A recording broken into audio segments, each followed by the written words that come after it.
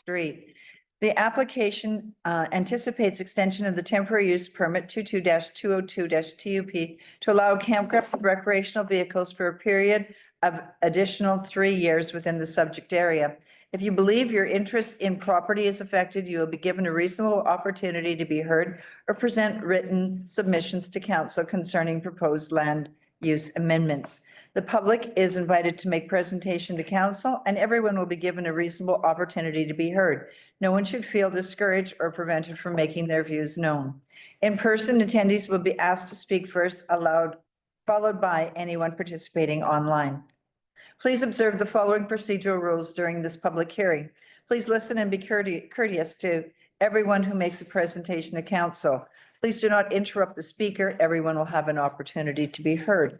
Please also be mindful that interruptions and background noise make it difficult for online attendees to hear what is being shared. Thank you for being mindful of this. To make a presentation, please raise your hand. If you're attending electronically via Zoom, you can click the hand icon. Please wait until you've been acknowledged to speak and state your name for the record. In-person attendees are asked to speak from the podium using the microphone. To ensure everyone has equal opportunity to speak, we ask that you keep your presentation to 3 minutes in length. You'll be notified when 30 seconds remain. After all the in-person and online attendees, I will provide a second opportunity to speak. Please only raise your hand if you have new information to share. Council members may ask questions following your presentation. However, the main function of council is to listen to the views of the public. It is not to debate the merits of the proposal with individual citizens. Please direct all your comments through me, the meeting chair. This includes any concerns about how the meeting is being conducted. This is the final opportunity to comment on the proposed amendment, as council members are not permitted to receive new submissions after the close of a public hearing. Staff will now be asked to provide a brief synopsis of the proposals. After the introduction for each amendment, I will open the floor to presentations from the public. June, would you like to start?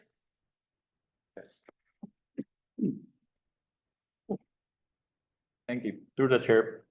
Tonight I brought the temporary use permit 22-202-TUP. This is for the consideration for its extension. So we can start taking a look at the aerial map. So this is just a rough area outlining where the temporary use permit is subjected to. Next page, please. This is aerial image taken from earlier 2025. Pretty recent, reflecting all the existing arrangement of the temporary use permit subjected area, except that there is one mini food truck that is near Main Street, which the department approved it, mobile vending unit permit fairly recently, not that long ago, I think 2 months ago. Next slide, please. Its official community plan designation is a town center area, and it's affected within the gateway area of the town center designation. And the zoning is a C-1 local and town center company. Next slide. Just to briefly go over the history of this permit. The original temporary use permit was originally issued on November 22nd, 2022. And then a year later, amendment proposal was requested by the proponent. So that was recognized in December 13th, 2023. There were a number of amendments scoped, which was to mainly allow the existing setting, what was originally permitted, to be more flexible to accommodate the year-round use of permitted RV sites. Just to go over a few items that was amended to the original.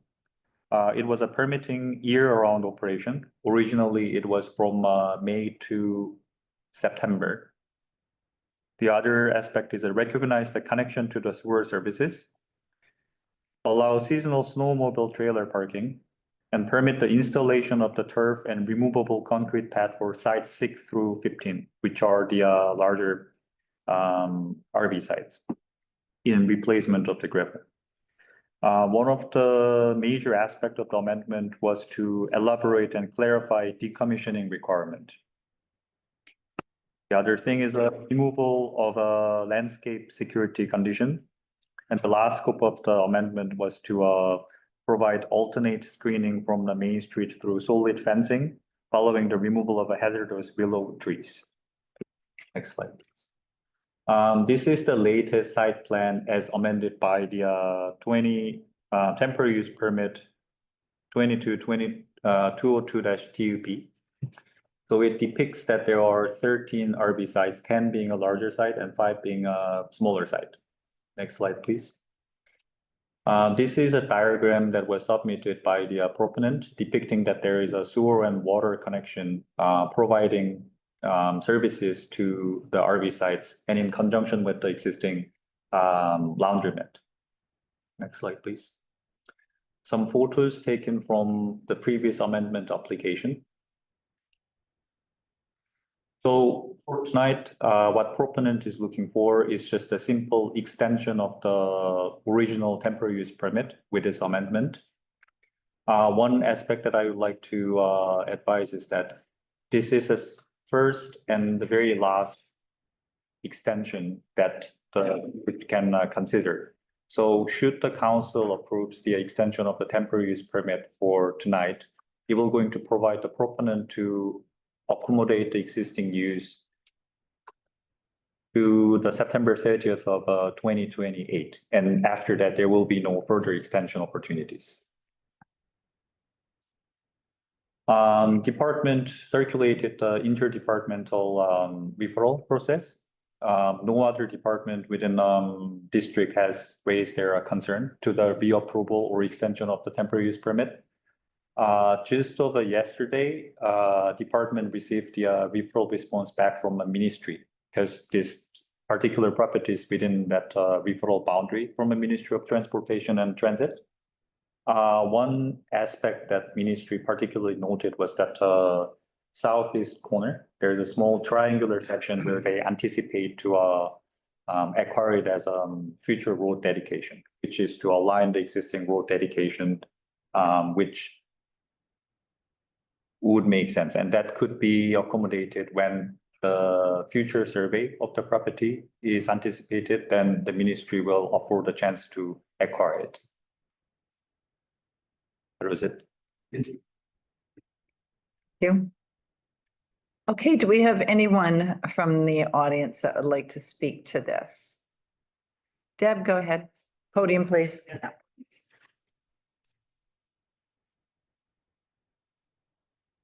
Deb Eat, 9866 West Road. I'm here in support of Rakesh's application. I think he's done a fabulous job of improving the property at Paradise, which sat unimproved for an awfully long time. I think that he's offering a service as it is that is valuable to the community. I have friends that came for the pickleball tournament. They wanted to stay in Rakesh's RV area because they wanted to be able to come downtown and support the businesses downtown and be part of the pickleball tournament. So I think that's useful. The other thing is, I am a business owner. I've had to deal with a derelict property and improving it. And I know how tough it is when you make a significant improvement to just suddenly, you need a little bit of cash flow. You need some time before you can look at doing further improvements. And I think what Rakesh has done is he's shown all of us that he is here for Sycamoose and he wants to make Sycamoose better. And I think we should support it. Thank you, Deb. Anyone else in the gallery that wants to speak to this? Okay, go ahead, Rob.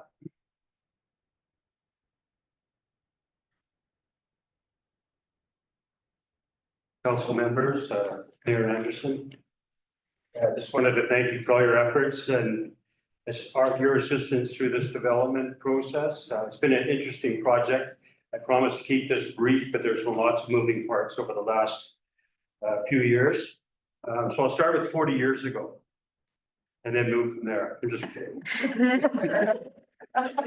That's very, thank you. The property sat pretty derelict for 40 years though, and until Rakesh and Kieran Mohan bought it and did substantial changes as you've all witnessed. And And then with Mr. Yarmalai getting rid of the secret garden and changing that corner, which was an embarrassment as a gateway to Sycamoose, became, basically a highlight coming through. And that was one of the goals. Really, when I stood here in front of, in the chambers, in front of most of you, without new faces here, we were trying to figure out how to clean up the property and how to come up with an income driver. Temporary use permits were not allowed in the council with the OCP that we were just bringing in. That was 7 or 8 years ago. And so we had to do some drastic changes there. One of the things about the RV park that we liked was that it could be fairly quick income. Within 18 months, we could be seeing income instead of 3-year project as a permanent building or something along those lines.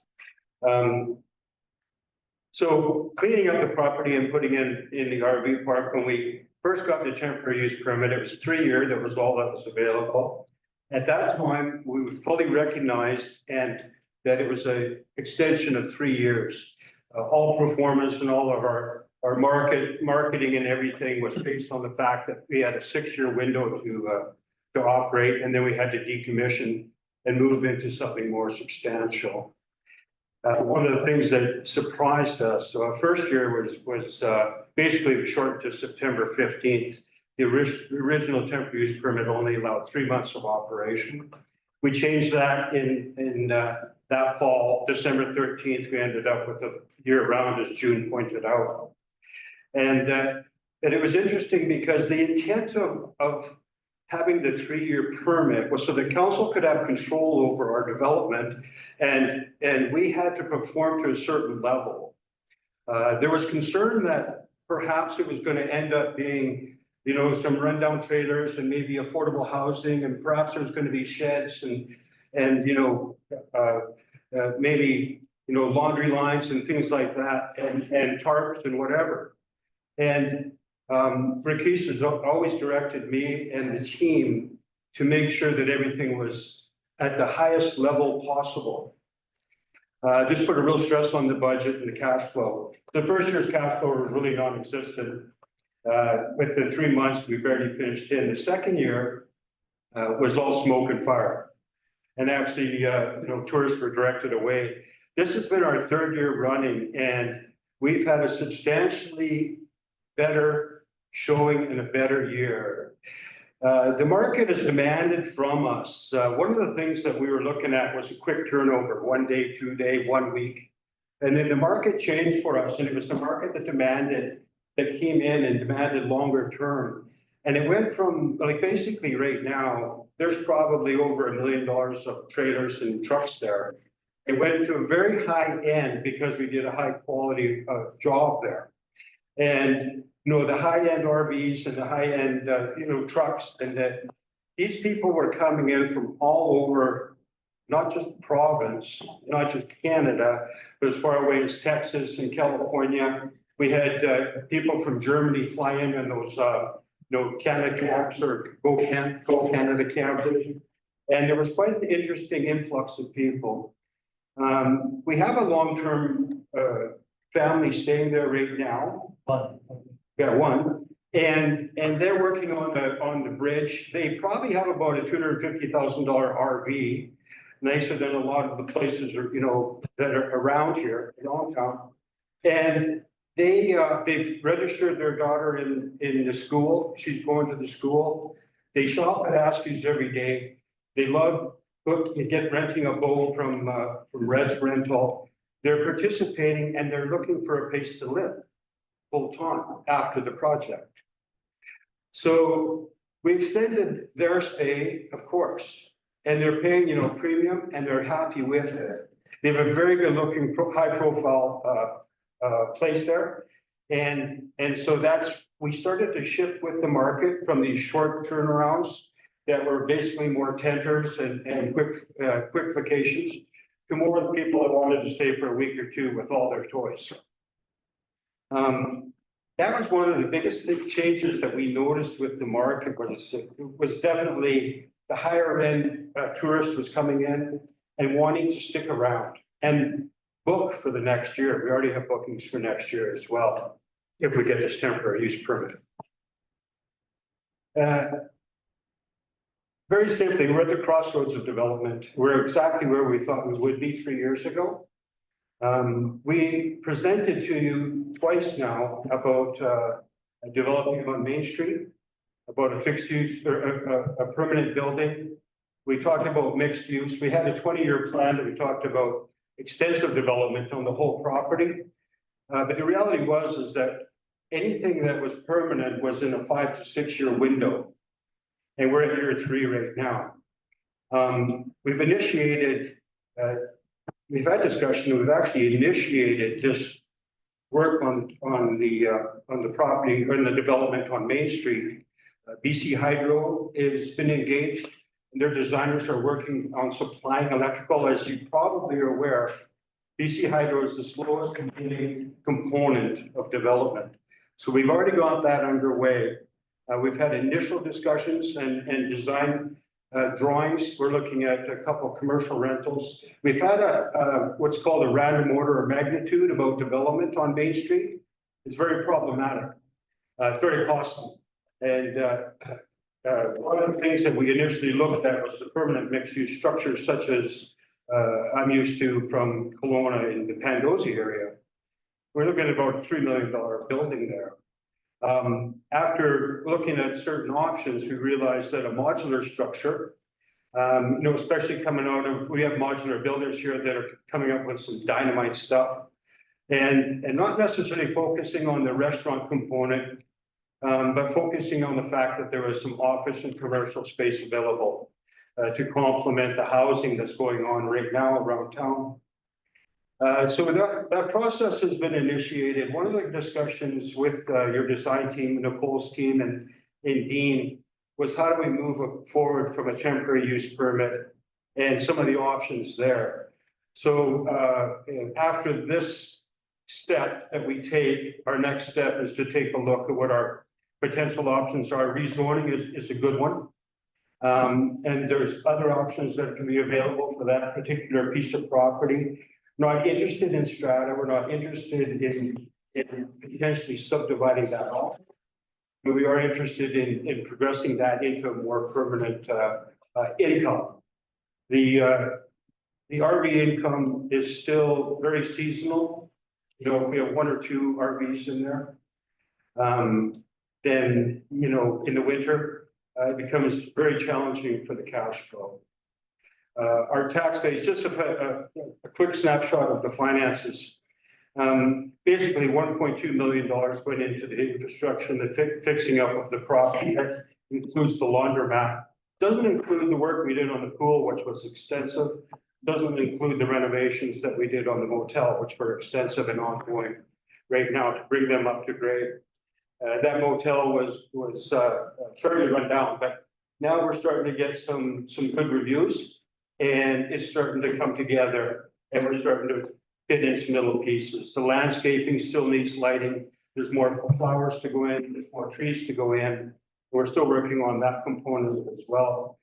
We're kind of bumping our head on the ceiling of tax right now at $20,000 a year for the district of Sicamous.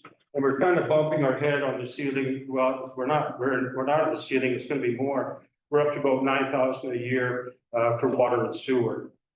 And these become interesting numbers because one of the things with the temporary use permit, as you all know, is there's no DCs attached to it at all.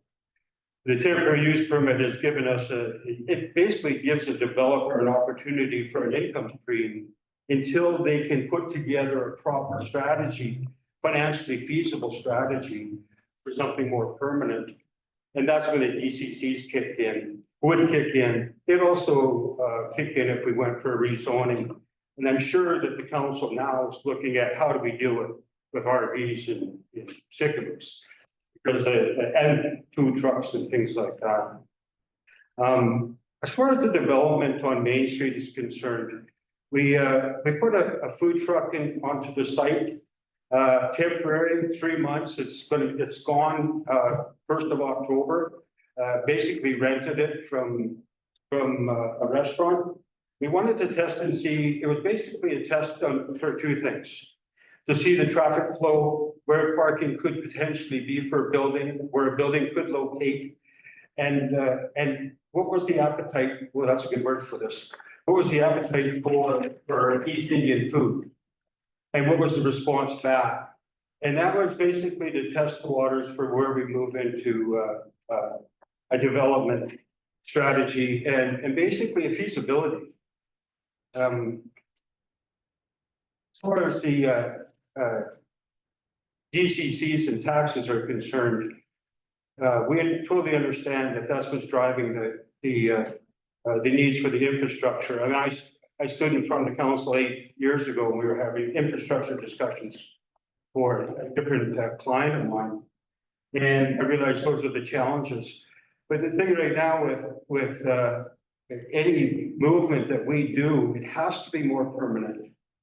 You cannot survive, you cannot debt service, you cannot get a return on investment on 3 months or half a year of intense rental and income. Got to remember too, that all of this is out of Rupesh's and Karen's pockets, because to be honest with you, this is not a strata, this is an accommodation. So when somebody books and they pay $100 for a spot, the accommodation is basically all the costs are out of his pocket. So I just wanted to let you know we're working along with your design or your planning department and development department. And this is just the next step, and we hope you have your support on it, and then we can move forward from there. Thank you. Thanks, Rob. Do we have anyone else from the gallery that would like to speak to this? Is there anyone online? Oh. Anyone online? No one online. Second call for gallery? Second call for online? Third call for gallery? Third call for online? This public hearing is now closed. Thank you. Okay, bylaws and policy, zoning amendment bylaw number 110, 2025, first and second reading. There's a recommendation that the District of Sycamore zoning amendment bylaw number 1110, 2025 be given first and second reading this 27th day of August, 2025. Could I get a mover? Councillor Rich, Councillor Beach, do you want to speak to this? I do. Your worship, in our review of bylaws, we identified that the one use, which is mobile vendor units, the expectation of council was that there was a limitation in the bylaw of one per property, and that's historically the understanding. However, as the zoning bylaw was amended a few years ago, those provisions were not included in that amendment. So the expectation of council was not being met by the current bylaw. So staff prepared this amendment, which would bring back into the bylaw council's expectation that mobile vendor units would be restricted to one per property within the zones that use is allowed and wouldn't be open to an unlimited number. And so this bylaw is reflective of council's concerns and discussions around mobile vendor units in the community. This is separate from the OCP discussion, which is coming this fall, which will be about mobile vendor units as well as temporary use permits all together within the community. That is reflected in the OCP and will likely result in additional text amendments that will come in the spring. This was only specifically to deal with this one expectation of the bylaw, which is not present at this time. Thank you, Worship. Thank you. Council, any questions or concerns? Okay, I'm going to call the question. All in favor? And that's carried. Thank you. Okay, moving on to temporary use permit extension number 22-202-TUP and 23-337-TUP 517 Main Street. There's a recommendation the District of Sycamore Council authorize a 3-year extension of a temporary use permit number 22-202-TUP and amendment 23-337-TUP for a campground with recreational vehicles for the property located at 517 Main Street, subject to the conditions of the permit. Can I get a mover on that? Councillor Beach, Councillor Bushel. Council, questions? Councillor Bushel. Questions? Comments? Okay, yeah, no, I like Deb, I support the project. you know, I'm not a big fan of temporary use permits. But I feel that they've done a great job, you know, building the property out. They did a really good job with the RV sites, did a really nice job with the laundromat. I've taken employees there and they use it all the time and it's really, really nice, really first-class operation. And then, you know, I just think at the time when we initiated the first temporary use permit, which is expiring, Sycamoose was a little hurting. It was hurting, you know, we went through COVID and yes, we have had fires, but at that time, we were, you know, I remember Main Street was all boarded up. A lot of closed down buildings. And now it's coming to life and, you know, they're not there yet for their commercial operation, but they're getting close, I feel. And, yeah, so I support the project and I think they've done a really good job, first-class job. You know, bringing it up to, you know, standard and, cause it was really let down before and like, you know, businesses get tired after a while and owners get tired after a while. And they kind of get neglected and this is fresh outlook on Main Street and it looks really good. So I do support the temporary use permit. You know, yeah. That's all I can say for now. Councillor Bailey. I have a question. What would be the DCCs on the site? Like if we, Left. well, like, so there's 15 RV sites. What would be the DCCs we'd normally charge per site? It would depend on and we kind of wrestled with this a little bit. Yeah. The intent was not to have this site be an RV park Right. permanently. So the DCCs would be reflective of a commercial building. Okay, The hard part with that is that all square footage based DCC charge system. So it would be in the tens of thousands for DCCs, but it would be based on the square footage of the building, how many square feet they do on the main floor as well as the second floor, what other components were in it. They do include a caretaker permit or something like that. That's charged at a residential rate. Right. So the DCCs are very hard to predict until we see some actual plans for the building. I think a key component is that, you know, this is the last temporary use permit the council can approve. So the next decision that would have to come forward would have to be related to an application for a permanent structure. Go ahead. just a follow-up. So I've read through this, we're requiring complete decommissioning after 3 years. That's according to the agreement that we had or the updated one in December. I'm just thinking this through here. So we'll have them rip out all of improvements and then whatever sort of project proposal they have, will determine that within our zoning and OCP bylaws. But under the current use, I mean, this would not be allowed under any planning or even OCP. We don't. And this is the reason why TUP even started. And I'm not a fan of TUP. I mean, honestly, I can't wait to constrict the use of TUPs as much as we possibly can, but we're not there yet. But I'm just trying to think this through logically, because we're gonna have it all ripped out. They'll get another 3 years. And then we're gonna do what? I mean, it just goes back to what it was before. And I don't know, I would just ask you, because I don't, like, I'm not sure if we've had a similar kind of temporary use permit like this in Sycamoose where, I mean, unless I've only been here 6 years, but there was quite a bit of work put into it. And then at the end of this 3 years, I mean, it has to be decommissioned, which means everything has to go back to where it was before.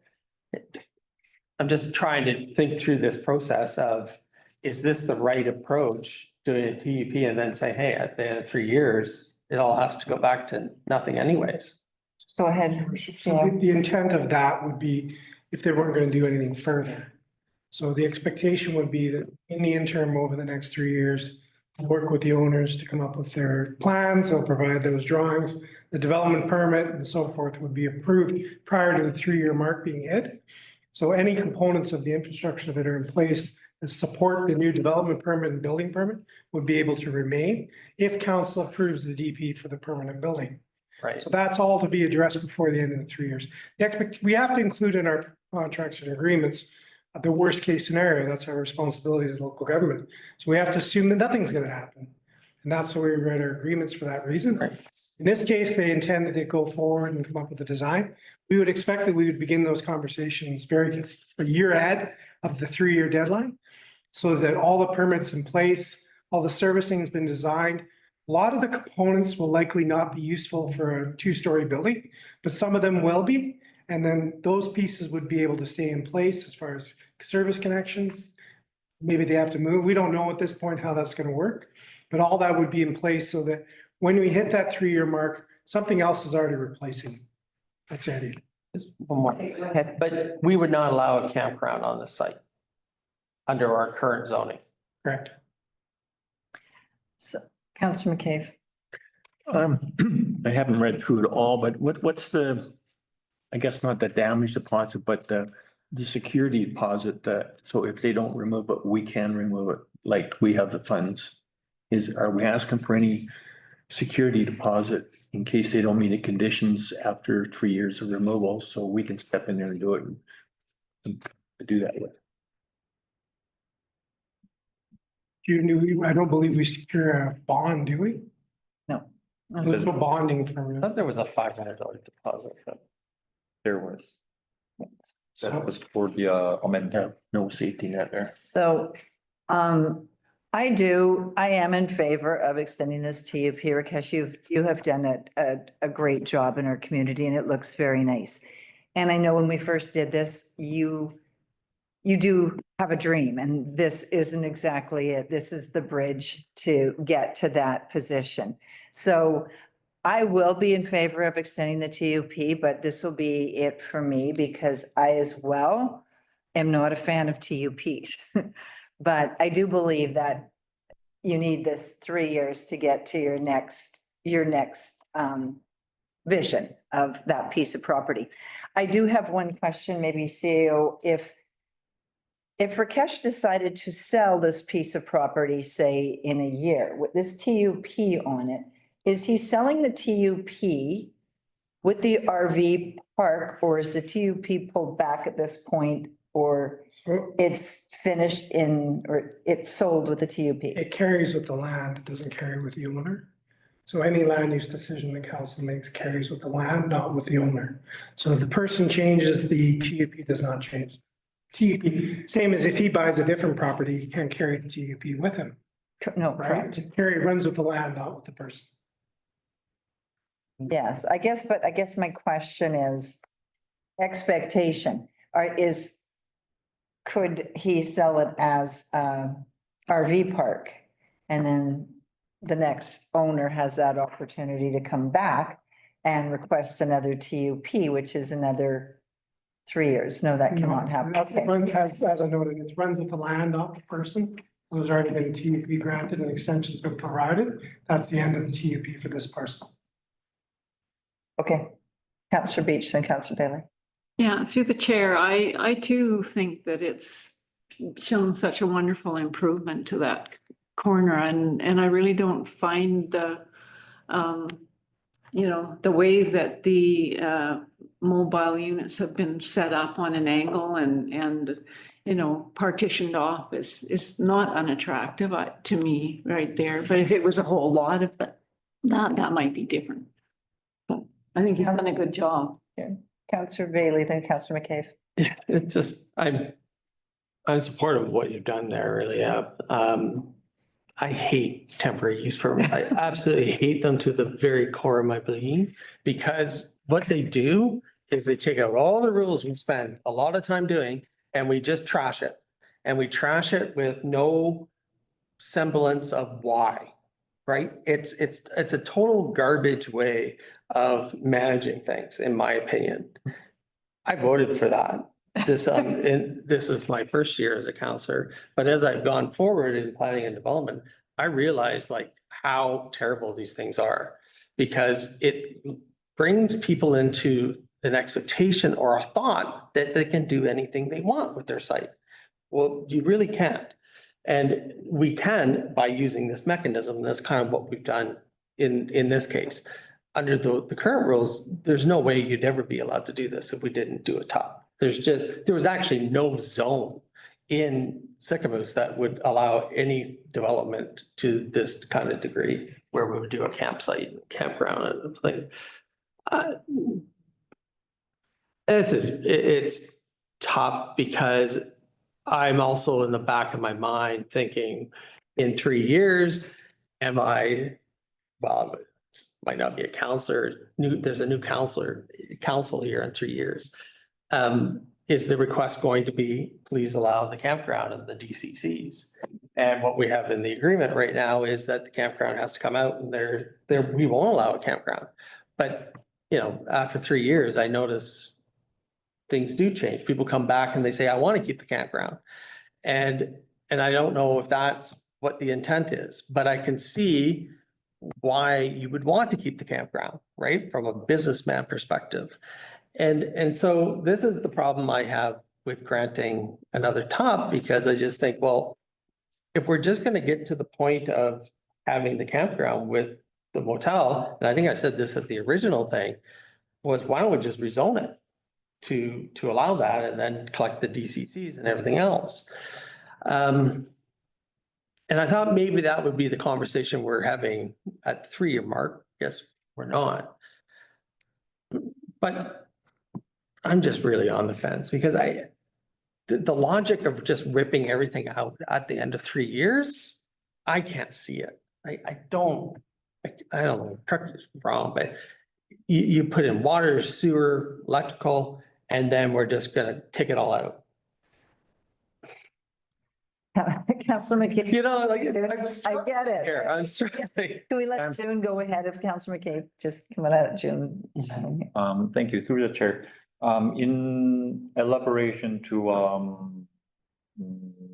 I guess in explanation to Councillor Bailey's comment, not to point out any existing or the previous development, temporary use permit, its original intent is not to be used as if it's like a mini zoning bylaw or the variance to allow certain type of the use or development that would not be usually endorsed. So usual hardship or the difficulty that we see or even ambiguity is usually derived for the case where the developer doesn't intend to use a temporary use permit as if it's a correct venue to consider the market's reaction to the use that will anticipate to be happen in the future. So when the developer anticipate to have the temporary use permit, in a frank term, abuse the temporary use permit to allow the anticipated use without the carryover future development form, that creates the question that Councillor Bailey pointed out. What's their intent? Like, are they intending to use it for temporary use, although it's not permitted, and then expect the city to carry over, or versus just use it as a proper venue to deal with the market? However, in the future, once this temporary use permit is lapsed or after extension, if it's considered tonight, community will afford its opportunity again through in form of the rezoning application or even development permit. So there will be a carried over discussion and then further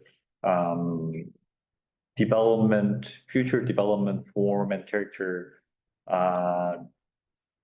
discussion opportunity is still there. But it's ideal that temporary use permit is now. Thank you. Yeah. That's the point. Councillor McCabe. Yeah, thank you.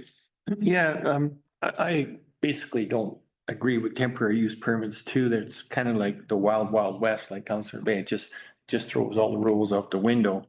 But this developer has a good track record and it's proposed just to expand on what's already there. And it's neat, it's clean, it's tidy. And with the precedent set of this particular application, I'm going to support it.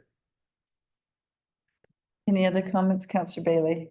Yeah, I think that's the key thing there was the precedent was set, and I will support a renewal. I am not ever supporting another brand new TUP. So thankfully, this is a renewal because there is never, ever, and I really will plan to work hard to blow this thing up so that we can never use it again as much as we possibly can. So, but I will support it, but I hate TUPs because it lulls and it brings people into something that shouldn't, right? But you've done a good job. I think everyone in the community appreciates that. And so, yeah, I'll support it as well. And Thank you, Eilika. I know, I don't like pups. Okay, I think that's the takeaway. Yeah, making a Just note of make a that. comment that, yeah, temporary use permits have not been utilized as they're intended in most communities. Yeah. That's certainly why we're Yeah. gonna have the discussion with the OCP, hopefully oriented. Having said that, the property owner and the applicant utilize a tool that was provided and available to Yeah. them. We So agree. in all good faith, they utilized an opportunity that council granted to them through their bylaws and followed through with their commitments to do the things they're doing. They've outlined their, desire to build, and I think it's totally reasonable for council at this point to say, listen, we wouldn't support a renewal of this in the future. Having said that, this council has no authority to dictate what a future council may do. That's right. That is part of the Local Government Act. Can't predetermine what a future council decision will be. And that's the risk that you take as any council. Nor would I That's why want to. There are elections and that will kind of decide what happens in the future. And you can't tie the hands of a future council in that way, but the applicant needs to be known aware. People that sit at this table today would likely not support a TUP in the future. Okay, let's call the do you have a comment? Let's call the question. Yes. All in favor? And that's carried. Very Okay, ranging TUP discussion. you and Gord used to be top king and prince, weren't you? Not anymore. Not anymore. June 2025 financial report, Q2, recommendation the council receive the report for information purposes. Bianca? Yeah, I'll keep this brief because I'm exhausted after the whole conversation. And I don't have anything super exciting. Overall, for the first 2 quarter results, they're pretty much in line with budget. Nothing too scary, pretty in line with previous years. We have a bit of an increase actually quite an increase in our permits. Our building permits are significantly up, over double. So Michelle has been busy with all of our commercial builds and our large builds going on. So that's fantastic. We have a bit additional business license revenue, which was in line with our budget numbers, increasing some of those fees. We've lost a few licenses, but we've actually gained quite a few through the province's new system. Nicole and her team have been very busy with the new short-term accommodation system. They've been very thorough, so. Oh, you're fine. Yeah, and investment income down a bit, well, quite a bit. Lower interest rates, and we also are just holding less cash. When we got our grant money for our healing center, they gave us a nice chunk of cash that we got in advance, and we were kind of getting some revenue there, but we spent that now, so that's going down. Other than that, I'll go over to water and sewer. Water, nothing crazy. Sewer in line with budget, you'll see a large increase compared to prior, and that's our registration process, which is in line with our budget. And yeah, and then for the medical side, capital projects, nothing crazy going on yet. Riverside is one of our big projects, which will be really starting up, as Daryl was saying earlier today. And yeah, so the health center doing quite well, a little bit better than we were at this time last year. And yeah, anyone has any questions? I have a quick question. Yeah. Okay. The water treatment plant, we took out a loan, we borrowed money for that. That was back in 2014, 2013. When's the date on that loan? When's the end It of? was a 30-year. Ooh, It's a longer term one. It's not up for a while. Okey dokey, right. Checking on that. Okay, well, I think so. That's kind of, yeah, I like. 5 years, another 25.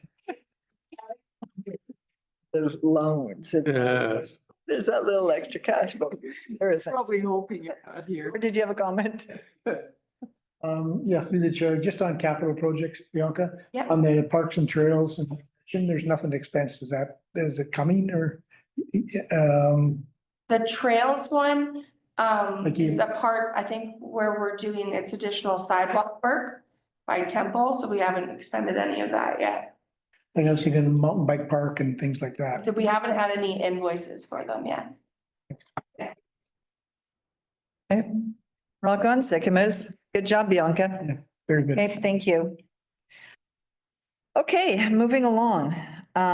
Chief Administration Officer Monthly Report. This is brought forward by Councillor Rich. There's a recommendation staff be directed to prepare an attachment to Council Procedure Bylaw number 989/2020, adding CAO report monthly to the order of proceedings for regular council meetings. Could I get a mover on that? Councillor Rich and Councillor Beach. Does anyone want to speak to that? Councillor Rich, go ahead. Through the chair, all I'm looking for is we have so many moving parts and our town is very, very busy. And we talk about stuff and then they kind of fall and we don't always keep on what's going. So what I'm requesting is that our CAO once a month goes, here's our past business, here's where it's sitting, just so you know, that's done, that's not done. We need to follow up on that. I'm following up on this. And we move forward. So things are in the loop and it's not 6 months later and we're like, oh, hey, what happened to X? Councillor Bushel. Yeah, through the chair, I know how CEO John McLean, he does it once a month, I think. But it's also really important as elected representative or council people, we get questioned so much daily on different things. And Incident. Oh, it's big work. Yeah. But we get questioned every day on so many things and we can't answer the questions because we don't know. And sometimes we don't know for a while. So it really helps us to be able to, to say, oh, what, we know how that's or that's, we're working on it.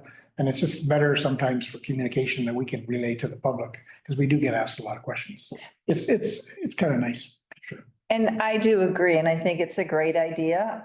CSRD has the chair that does her report 1 month and then CAO McLean does his.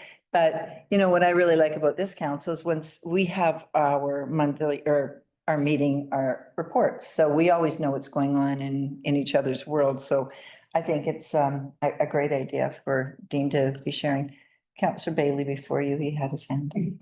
No, I was just gonna say, I like hearing from Dean. I'm actually was a little surprised when I was at council, we didn't have that on there because I've been an executive director of organizations. I always gave a report every 4 meeting monthly. But it's just a good idea. I mean, he's council's only employee and he's our top employee. And it's also great just to hear from Dean. He's well spoken. Yeah. Good job, Dean. Dean, did you want to comment? Comment. Yeah, I'm glad the council Rich brought this forward. I think it's something that will actually help with our communication. Being new to this council, and new to the district. The more we communicate, the more you can understand how I work and what my visions are, what my ideas are. It'll help me understand more what your ideas and your visions are. So the more we communicate, the better. A monthly report from your CEO is very standard. So I'm a little surprised you didn't have that when I got here. So that's pretty standard in any community I've certainly been in. So happy to do it. I think it's a great opportunity. I probably will focus more on what's upcoming and what the major things are than sort of providing an update on the previous one. So if something is a question, there'll certainly be an opportunity to ask questions. But the focus is on what's upcoming, as more aware of, sort of gearing that towards major projects that council should be aware of. We can have a conversation if something's happening in the construction world, what we can see on how our developers are feeling, those kinds of components. Excellent. Excellent. Okay, let's call the question. All in favor? And that's carried. Okay, resolutions, head lease agreement application, and I'd like to start with a friendly amendment to that. And that is that council authorize the chief administration officer to submit an application for a head lease agreement with the province to encompass the unsurveyed crown land in the Sycamoose Narrows from 2 Mile to Old Town Bay Marina. Worship, just if I So, could, sorry, think of minor wording, encompass this surveyed, unsurveyed Surveyed. crown land in the district of Sycamoose. Yes. You don't okay, have to say it. we don't have to go from there to there. So that means that any waterfront land that falls within the district of Sycamoose would apply to Perfect. this application. Okay, thank you. And I think, yeah, okay. I think okay, second mover, never mind what I think. Councillor Bailey. Councillor Bushel, does anyone have any comments on this? Dean, would you like to speak to it? Sure, just very, very briefly, the head lease application to the province requires a resolution from council for me to submit the application or have our consultant do it on our behalf. If you have questions about the head lease process, we can certainly talk about that. You make the application to the province, they'll respond to it, give us parameters as to what the head lease potentially could be or denial of it. We'll receive that application response from them. We can certainly talk. I didn't want to give you a lengthy explanation on all the details of head leases. They are a complex sort of ownership. They don't happen very often in the province. Normally they're related to mill sites and other sites that have water with industrial use. But this is an application opportunity that can be done. So we certainly will pursue this through a consultant for this work. We require this resolution to even start the process. Any questions, comments? All in favor?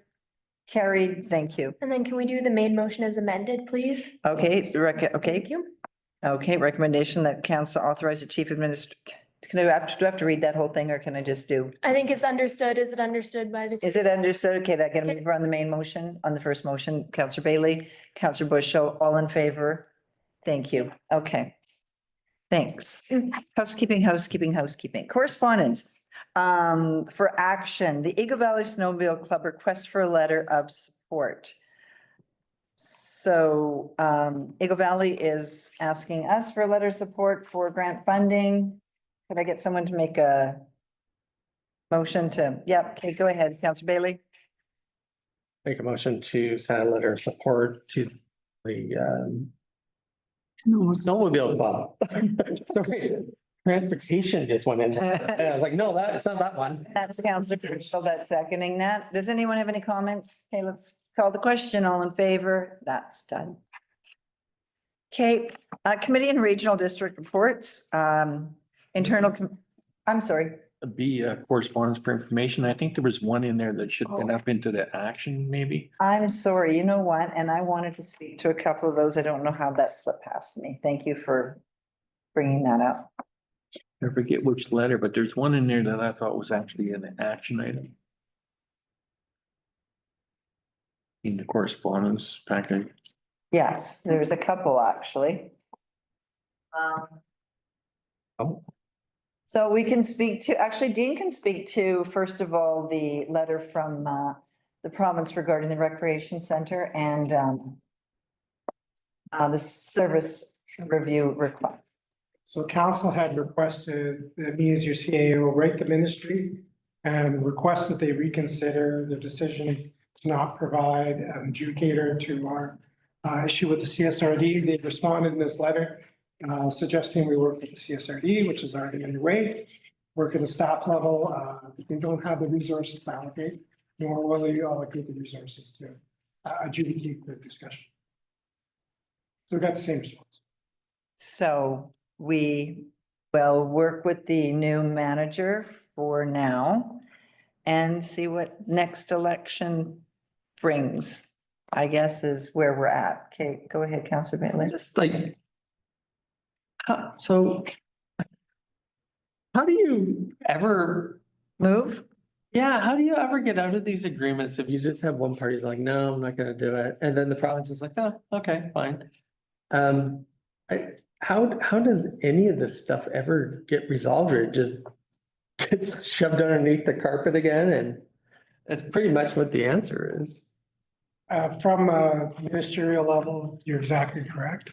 However, as a staff level, that's not what we're doing. We're carrying on with our work with the CSRD staff. As mentioned, there's a new manager that started. We're making good conversations and making good progress with him. So we never stopped working to try and move things forward. And we're going to continue that process. If at some point in the future we hit a further deadlock, then we got to revisit this conversation. But don't, just because the ministry said no, doesn't mean staff have stopped working to ensure that our objectives are met. So if we do hit another deadlock, we can start the process over again. I'm suspecting. Okay, go ahead, Councillor. Yeah, and we could just have the exact same thing happen. Yeah. I guess my concern was, we also had some concern on the funding side of it, the inequity. Right, in terms of how much we're paying versus them. Is the province just saying we go back to work with them, but they've already said, no, we don't want to do it. So are we just locked into doing the status quo in perpetuity with no, like, I'm just trying to think this through, because normally if you're in a business relationship, you say, okay, well, the contract's done, we can't agree and walk away, but that's not the situation we're involved here. But we still have issues that we wanted to work on that didn't get addressed. I guess when we go into a service establishing bylaw or agreement that we have here, we should be doing that knowing that we could be potentially trapped in it forever. One comment on that piece is we do have the CSRD CEO as well as the area director have agreed that we could look at an update to the bylaw. The bylaw is from the original 1984 bylaw designation. So an update to it is warranted. It's going to go on the CSRD's list of bylaws to be updated, in which time we would have conversations around this. And the area director has agreed to do that. It hasn't come forward to the board, but when it does, there'll be more conversations around how that structure is. Those are the components you're speaking to. Okay, Councillor Ridge. Through the chair, I mean, I just find this incredibly frustrating.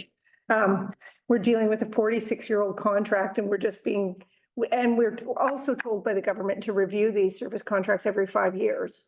And when we ask, we get told no. So I don't know if there's another avenue we can take or what we can do here, because just saying, okay, we're not, the other person doesn't want to sit at the table, or the other area, or however we want to state that.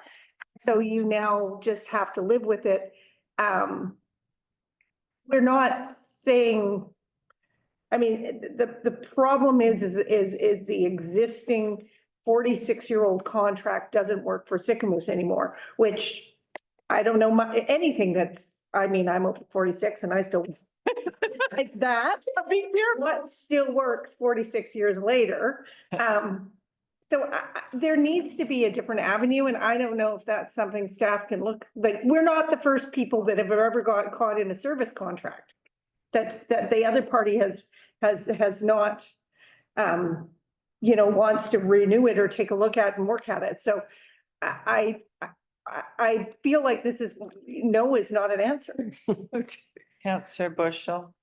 Yeah, I agree with Siobhan. It's just, if you can't just say no, I mean, we have a service agreement. We pay 60-something%, 62 or 63%. Like, what if we just say, no, we're not paying? Like, how do you like that? Stay in the court. Oh, we could. Don't go to court, I mean, if we had 50%, if we only paid 50%, they paid 50%, then we'd have something to maybe agree on, but. Just to be clear, they're not saying no to us working on an update, and that's actually the recommendation, is to work on an update to the bylaw, because it is 46-year-old. And the area director has agreed that probably should be done. And John, the CEO of the CSRD, has said, yes, we can do that. We'll be in that process. We'll put on a list to do that. So there's nothing happening. What they've said no to is providing an adjudicator to negotiate between us and the area director on how this can move forward. I don't know how that would be any different from what we did do, which is have the chair of the CSRD be an adjudicator. And I think that's what they're pointing to and saying we're not going to put resources to this. There are other avenues, as you said, there is, and this other avenue is what we've already begun pursuing. Councillor Beatty. Yeah, I mean, that, just reading here, it's, they're leaving it up to us to hire facilitators to facilitate the talk. And the only thing that might, what if they say, no, we're not gonna hire facilitators? And, they're leaving it up to us basically to hire facilitators. Councillor Bailey. Okay, well, I mean, boy, this is wacky. So can we just start from a fresh bylaw then? I mean, can we go to the CSRD saying this, we want set aside? I mean, we tried to do the informal thing. I want to just remind everybody, we didn't just go into a service review. We tried for months and months and months and months to do informal negotiation, which we're basically back to now. That was stymied and denied by the area director. That's why we had to go to a formal service review. So now it seems like we're back full circle. But what are we back to full circle to? The existing 45-year agreement, or are we sitting down and negotiating something that is much different? To be clear, so what happens in this process, and there is a whole provincial guide on that particular process for bylaw update. And as is noted, there's a lot of these bylaws out there across BC. The ministry is definitely encouraging regional districts to update it.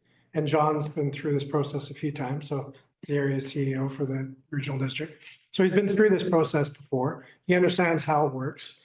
It would encompass updating the bylaw and then bringing it forward to the parties, which would be both us as well as the area director. Amendments at that time could be made if the parties agree to it. As to what those amendments will be, we don't know yet because we got to see what the template looks like. Okay. Okay, moving along. We have a letter regarding the rail trail from Sycamoose resident. I spoke to this today, so I'll do a quick update just here in council. The culvert is being put in because there's a small fish window and now is the time to do it. The ramp up to the trail itself is the responsibility of the Ferry Society, and they are working on that.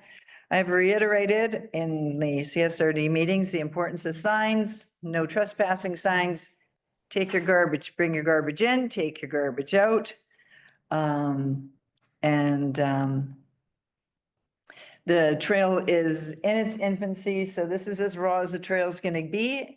And from this point moving forward, hopefully some maintenance will be done, and that is a Slutzing Development Corporation project. The gate is locked. The gate is locked because ATVs have been going down the rail trail. So they locked the gate, and now as soon as the system comes in, it will be replaced. Go ahead, Dean. We did get a little bit of an update on that. They're going to leave the gate in place until they're done the culvert work. They do have the bollards. So now as soon as they're done the culvert work, they'll take the gate out. The gate worked better for when they're doing the work for the culverts. So now that the culvert work is going to be completed, the gate will be removed and the bollards will be installed because they do have them now. Okay, perfect. That's great to know. The ferry is in here. They talk about being a short-term solution. This is least they need to discuss this with the Ferry Society, not the district. And yes, I just wanted to address this because I don't like these things going unaddressed, although this letter was addressed in the CSRD meeting as well. Councillor Bushel. Yeah, just a quick one, and I don't know how long it takes to put 3 or 4 signs up, but obviously all summer. Is there any way we can afford the Sycamoose to go?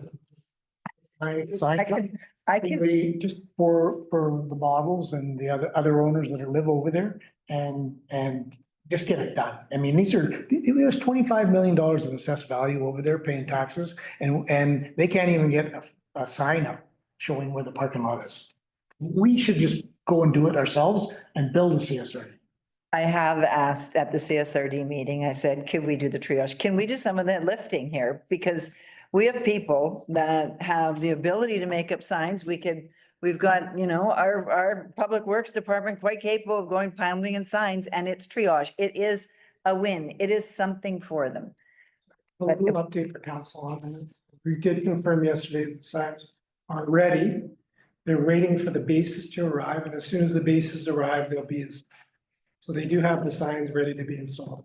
They're waiting for the concrete bases, which get put into the ground.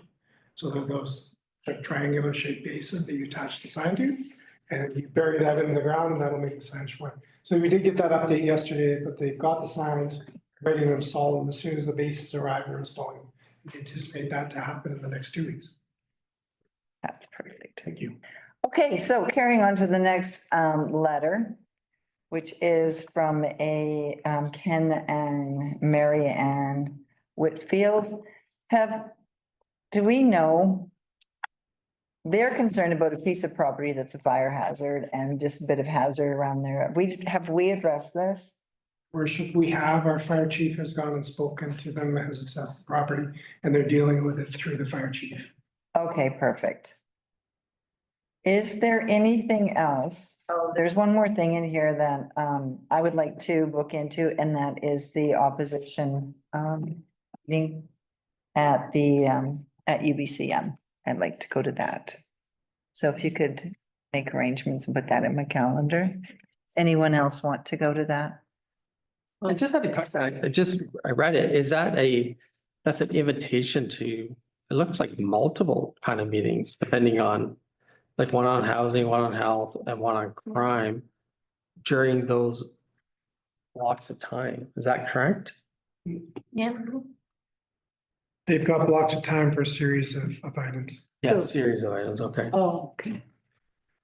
Want to go to, I think we'd want to go to crime, because I think that's one of our resolutions. I think we'd like to go to health because we're a community that is building a health center.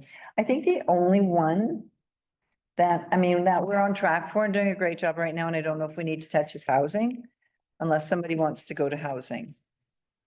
So nice to be able to see that. I know, right? We've got housing happening, so that's amazing. So up to you guys. I'm gonna take in those two. right. Okay. Siobhan has requested a roundabout light up request for Mom Stop the Harm. And that is on August 31st, 2025. So that is on I think that is scheduled already. Go ahead, Councillor Rich. Yeah, just through the chair again, I just, overdose from toxic drugs is the #1 killer in BC. And we don't talk about it. We talk about drunk drivers, and we talk about murders, and we talk about crime. Toxic drugs is our #1 killer, and it's actually people from 10 to 59. So that's a pretty huge window. So yes, I'm requesting that the roundabout is lit up purple. But everybody also needs to continue to think about this, and we need to continue to ask our province and our federal government to take this a bit more seriously. We're losing too many people, and we're losing a lot of people in our town too. It's not outside our town, it's here. So I think we have UBCM meetings with health minister where we can bring this up, and as well bring it up at the opposition table as well. Go ahead, Campton. Through the chair, I just wanted to note that I have confirmed with the operations manager that the roundabout can be lit, and in accordance with our correspondence policy, we bring this forward in the information package, but it's not necessarily a council decision, so it's more for information. So thank you for taking the opportunity to speak to it, and I have confirmed with Daryl that it's a go purple for the 31st. Thank you. Perfect. Anything else that anyone wants to speak to? Okay, let's go to the CSRB regular board meeting minutes. Anyone have any questions or concerns about those or the cow? Okay, I think I touched on those today anyway, so. Okay, public input. Anything from the gallery that anyone would like to speak to? Anyone online? Okay, all right, let's call this council meeting. Let's adjourn the council meeting. August 27th, 2025 at 6:11. Thanks, everyone. Thanks for being here. Thanks, guys. Good job.